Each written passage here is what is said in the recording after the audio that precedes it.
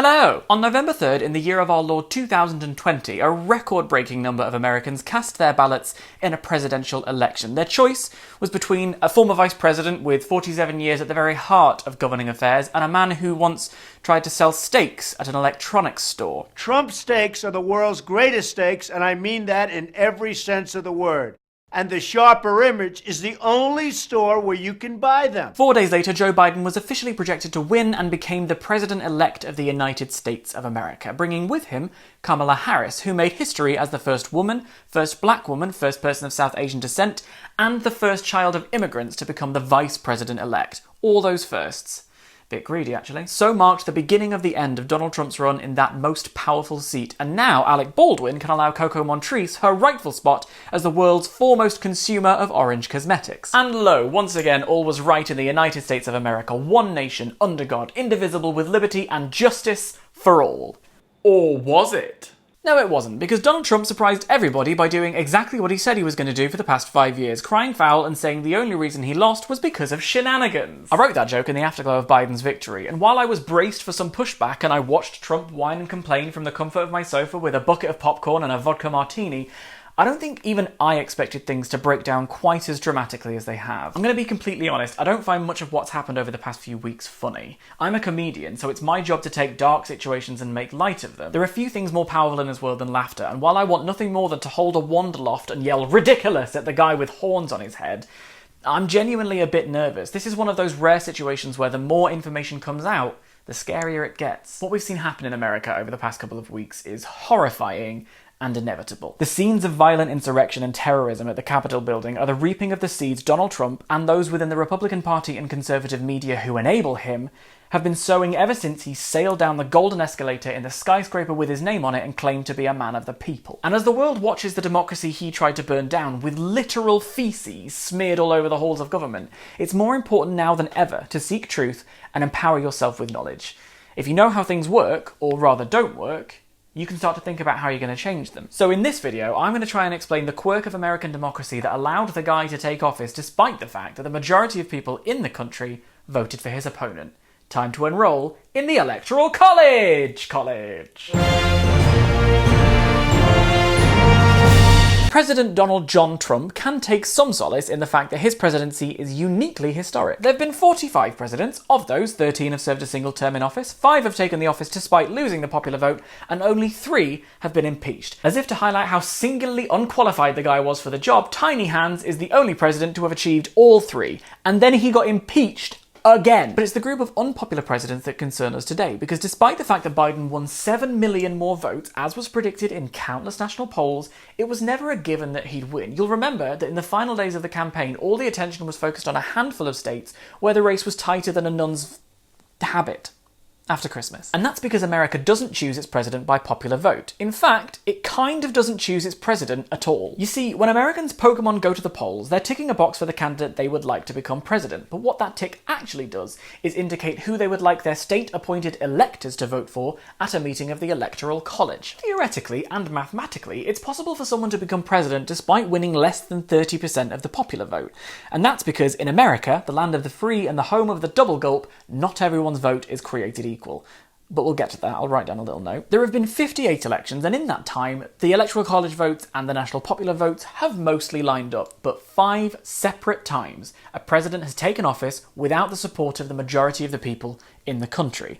A 90% success rate isn't bad, I suppose, but 2 of those occasions have happened in the past 20 years. So, is the Electoral College fit for purpose? Well, the majority of Americans don't think so. A Gallup poll conducted in September 2020 showed 61% of people support abolishing the Electoral College in favour of the national popular vote. That sentiment has stayed pretty consistent since the Civil Rights era, which was the last time someone mounted a push to amend the Constitution and do away with the Electoral College. However, within those numbers, you'll find that the popular vote is favoured among Democrats and independents, while Republicans are considerably less keen. Why? Well, put it this way, I'm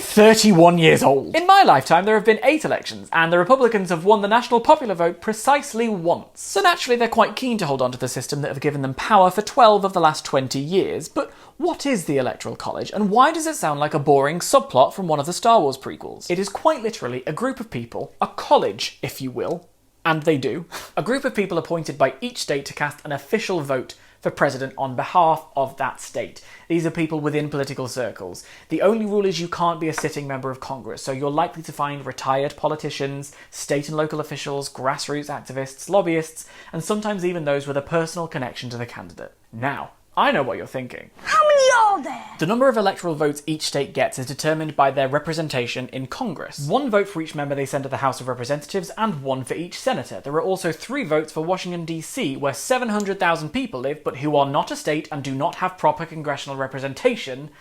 That's a story for another day. What that means is presidential candidates aren't looking for the national win, they're looking at a win on a state level. So they are trying to win over enough voters in enough states to see them over that magical 270 marker and plonk themselves in the Oval Office. Most states have a winner-take-all rule, so if you win the popular vote in that state, even by 1, you get all their Electoral College votes. Maine and Nebraska do things differently, so they hand out 1 vote if you win a congressional district, and then 2 to whoever wins the state overall.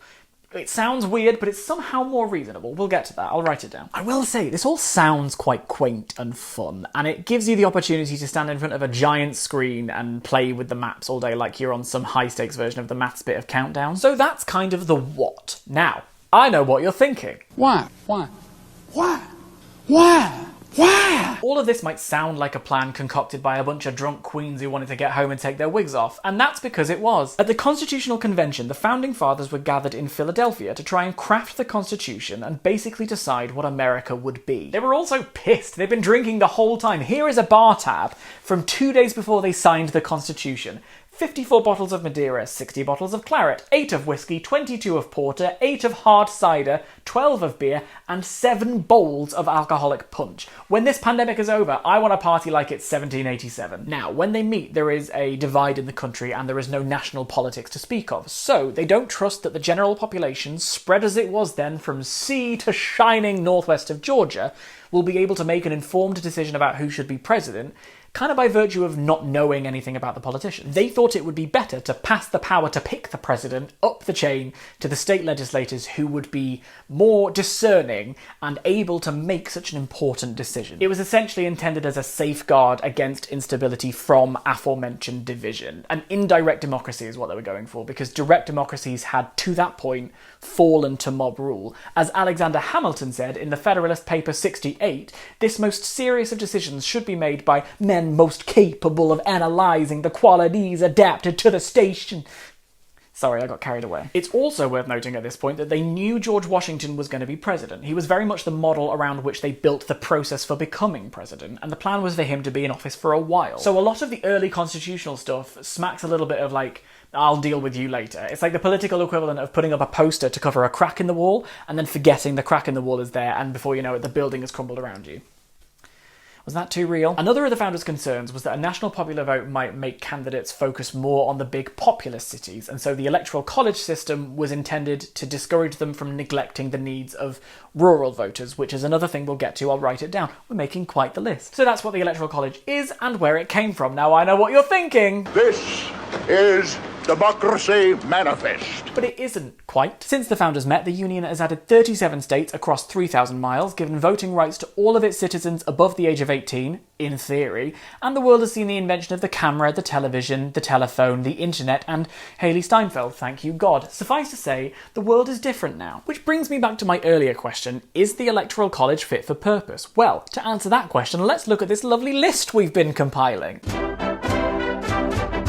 I believe that a person's right to vote is sacred and important, and you will never hear me say otherwise. Okay, your vote counts. It's just that under the Electoral College, someone else's vote counts more. How can I say that? Well, let's look again at how the Electoral College is made up. Every state gets a number of votes based on how they're represented in Congress, 1 for each member of the House and 1 for each member of the Senate. The Constitution says there will be 435 members of the House of Representatives. Each state gets at least 1 representative, and the rest are apportioned based on population size. This changes every 10 years with the census that reflects where people live. What starts to make the difference is that each state gets 2 senators regardless of population size. So the 39 million people who live in Texas have the same number of senators as the 630,000 people who live in Vermont. This comes from that same constitutional convention where, when they weren't pounding more booze than a university fresher with low self-esteem, the Founding Fathers wanted to make sure that the voices of smaller states weren't drowned out by those of the bigger ones. Now, deep breaths, because this is where I start to go maths lady. Okay, here's how the Electoral College faffs this up further. I'm going to use the largest state in the Union and compare it with the smallest based on population size. And this is total population, not just eligible voters, because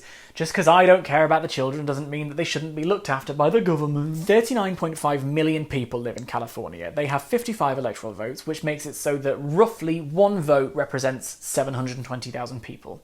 Meanwhile, 580,000 people live in Wyoming. You may already have spotted the problem. Because of how the Electoral College is made up, Wyoming's 3 votes work out to 1 for every roughly 190,000 people.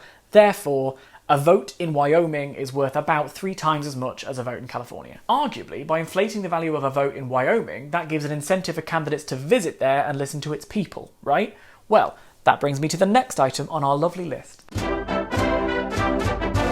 America is a massive country. 97% of the land is rural, but only 19% of the population live there. Most people instead choose to live in urban areas, and those urban areas are often in the bigger states. In fact, the 5 smallest states combined have a smaller population than 29 others do on their own. And while this has led to these 5 states having a more valuable electoral vote, the candidates in 2020 rewarded them for it with a whopping 0 visits. That's because they tend to vote the same way every time, and while a person's individual vote counts for more in the Electoral College, them being a safe bet means that their smaller electoral vote count is in the bag, so they're not really worth a candidate's time and money. Instead, candidates tend to devote their time, energy, and money to a small handful of states where the tightness of the race can have a huge impact on the overall Electoral College tally.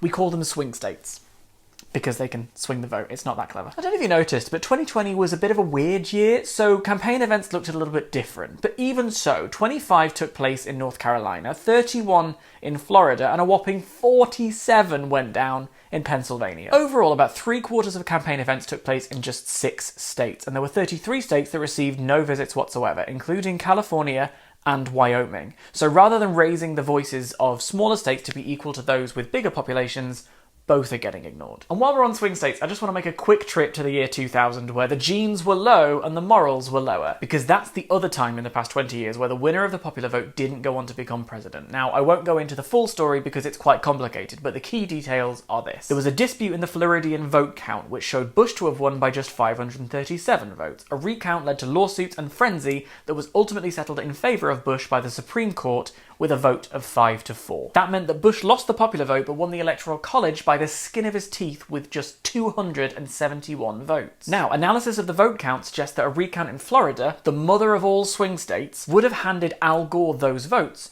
and of course the presidency. So instead of 8 years of a president who couldn't say words properly and started an illegal war, the world's most powerful nation would have been led by a man who has since won an Academy Award and a Nobel Peace Prize for his efforts fighting the climate crisis. Yeah. Now I know what you're thinking. It's disgusting. And you're right, it's disgusting that the year 2000 was 20 fucking years ago. Jesus. While most states have the winner-take-all system in place, Maine and Nebraska divide up who gets their electoral votes. It works like this. They hand out one electoral vote to whoever wins each of their congressional districts, and then both of their remaining votes to whoever wins the state overall. And I was intrigued by this idea. It's still a bit weird because of the 2 Senate votes that skew things a bit, but it does mean your vote has a little more impact. Consider that in California, 6 million people voted for Donald Trump. Ew. But Biden got all 55 electoral votes. Essentially what I'm asking here is, what would the Electoral College look like with proportional representation, where each candidate is given a share of the electoral votes based on their popular vote? After all, while the electoral map would have you believe America is split into red and blue states, the reality is considerably more of a purple rain. R-E-I-G-N. And the song is right. I made a spreadsheet, assuming my maths is correct, and I am, because one person slid into my DMs claiming to be a math teacher and told me I was right. Then Joe Biden would have received 36 votes in California and Trump 19. Now, if you spread that across the country, we see Biden still wins, but by a considerably narrower margin, 279 to 259. That sound you're hearing is several assholes clenching in unison. The point of this video was twofold. First of all, to explain what the Electoral College is, and in doing so, explain why it's so unpopular with the American people. And I've gone in some of the way. Despite what the runtime and the numbness of your bottom might suggest, I've only just begun. I've just scratched the surface of the problem with American elections. And if you don't believe me, here are just some of the things that I researched, but couldn't find a way to work into this video. I encourage you to look into them and plan a long walk for afterwards because you're going to want to blow off some steam. Hell, maybe have a furious wank. After Hillary Clinton's loss in 2016, I made a video where I said, your voice matters all the time, every day. And some people didn't quite know what I meant by that, so let me try and clarify. American democracy is a complicated and rusty machine that was built a long time ago in a rowdy tavern far, far away. And since then, it has been manipulated and abused to the point where it no longer serves the American people. To go back to Alexander Hamilton's Federalist paper, the process of election affords a moral certainty that the office of president will never fall to the lot of any man who is not in an eminent degree endowed with the requisite qualifications. What would Alexander Hamilton say about his Electoral College handing the presidency to a man who was impeached twice, most recently for inciting an insurrection against the very country he was charged with protecting? Or, more pertinently, how sick would his beat be? It is quite frankly remarkable that Democrats now have control, however slender, of all three branches of government, given how much they've had to claw their way to victory. I mean, don't forget, Joe Biden might have won the popular vote by 7 million, but the election came down to flipping 5 states by just 277,000 votes. I've had backwaxes more comfortable than that, and that control is far from secure. There are congressional elections next year, and history tells us that incumbent presidents tend to lose one or both of the House and the Senate. But because your voice matters all the time, every day, you don't need to wait for October 2022 to start. You can organise, you can volunteer, you can run for something if you want. I'm not saying you have to do those things specifically. Not everyone can be AOC or Stacey Abrams. I'm not even saying you need to leave the House right now. In fact, given the state of things, don't. But as my backlight dies, I'm reminded of 2 things I said at the start of this video sometime in the last century. The 2 most important tools we have right now are knowledge and truth. And those are things we discover. I don't just know this stuff. I'm not even from America. I'm just a bloke who grew up watching MTV and daydreaming about a life in Hollywood. If I can get my head around this stuff, you absolutely can. And then you can be the change you want to be. Thank you. RuPaul bless you. And may RuPaul bless the United States of America.